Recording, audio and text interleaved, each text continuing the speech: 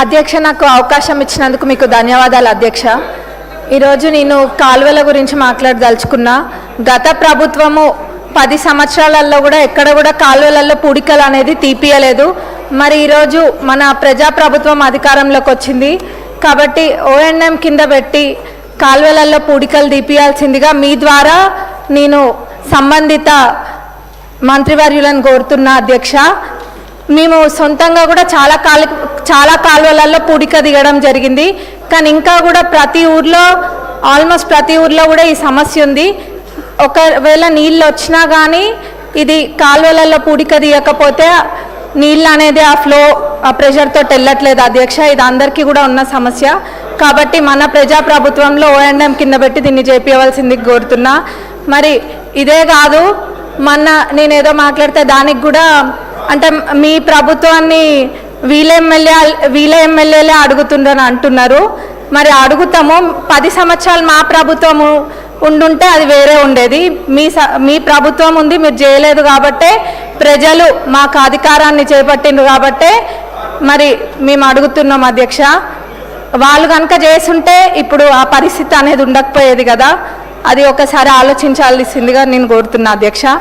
ఇదే కాదు, ఇళ్ళ మీదంగా పోయే 11 kV లైన్స్ కూడా షిఫ్ట్ చేయాల్సిందిగా కోరుకుంటున్నాం. దానికి కూడా నిధులు ఇవ్వాల్సిందిగా అధ్యక్ష.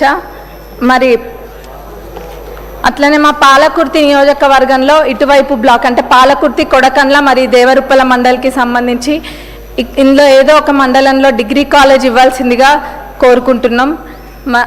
ముఖ్యంగా ఇంకొకటి ఏం చెప్పదలుచుకున్నా అంటే గతంలో వాళ్ళు ఏం చేసిండ్రో చేయలేదో పక్కన పెడితే ఈరోజు ప్రజాప్రభుత్వం అన్ని రంగాలలో ముందుకు తీసుకెళ్లాలనే సంకల్పంతో మన ప్రభుత్వం ఉంది. ముఖ్యంగా విద్యా రంగంలో ఎడ్యుకేషన్ సైడ్ కూడా అన్ని ప్రణాళికలు సృష్టించి దానికి తగ్గట్టుగా చేయడం అవుతుంది. ప్రతి చిన్నది కూడా కన్సిడర్ చేసి ఎక్కడ కూడా వదిలిపెట్టకుండా చేస్తున్నాం. ఇన్ని చేసి 40% మెస్ ఛార్జెస్ పెంచి 200% కాస్మెటిక్ ఛార్జెస్ పెంచి ఇవన్నీ చిన్నవి కూడా కన్సిడర్ చేస్తుంటే ఇంకా కూడా ఎక్కడన్నా లోటు జరిగిందన్న విధంగా చెడు ప్రచారాలు చేయడానికి తప్ప వాళ్ళు దేనికి కూడా ఓర్చుకోలేకపోతుండ్రు. అంటే మంచి జరిగితే చూసి సంతోషించడం కాదు, కళ్ళు కుడుతున్న వాళ్ళకి అరే మేము చేయలేంది వీళ్ళు చేస్తుండ్రు అని చెప్పి ఓర్చుకోలేకపోతుండ్రు. అక్కడిక్కడ వీళ్ళని ఎగేసి పంపుడు తప్ప వాళ్ళు ఏం చేయట్లేరని నేను ఈ సభ ద్వారా మీకు తెలియజేస్తున్నా అధ్యక్ష. మీ ద్వారా అందరికీ తెలియజేస్తున్నా. మరి వాళ్ళు కనుక అన్నీ చేస్తుంటే మేమైతే ఎత్తుకపోయి మా ఇంట్లో అయితే పెట్టుకోలేదు కదా అధ్యక్ష. మా వాళ్ళు అయితే ఎత్తుకపోయి ఇళ్ళల్లో అయితే పెట్టుకోలేదు కదా. సామాన్ అంతా వాళ్ళు చేసినవి ఇన్ఫ్రాస్ట్రక్చర్ అయితే బిల్డింగ్లను మేము కూలగొట్టలే కదా వాళ్ళు చేసి ఉంటే ఎక్కడైనా. అదే వాళ్ళు కూడా ఒకసారి ఆలోచించాలి అధ్యక్ష. మరి ఒకళ్ళని అన్నే ముందు అంటే ఒకళ్ళని క్రిటిసైజ్ చేస్తే వాళ్ళు హ్యాపీగా ఫీల్ అవుతారంటే we are leaving it up to their wisdom. ఇది గమనించాలి. ప్రజాప్రభుత్వం అన్నీ కూడా చేస్తుంది. మరి మహిళలను కూడా ముందంజలో తీసుకెళ్తుంది.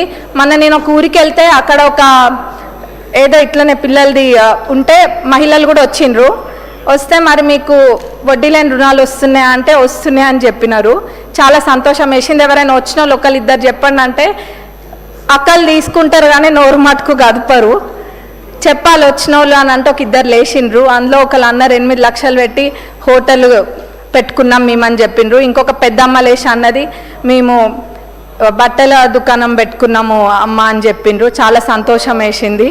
మరి ఇట్లా ఎంతో మందికి మన ప్రజాప్రభుత్వం అధికారంలోకి వచ్చినాక ఇట్లాంటివన్నీ కూడా వాళ్ళు చిన్న చిరు వ్యాపారాలన్నీ కూడా చేసుకుంటున్నారు. మన ప్రభుత్వానికి మరొకసారి ధన్యవాదాలు తెలుపుతూ ముగిస్తున్నా అధ్యక్ష. కెనాలల్లో సిల్ట్ మట్టుకు తీపియాలి. మినిస్టర్ గారు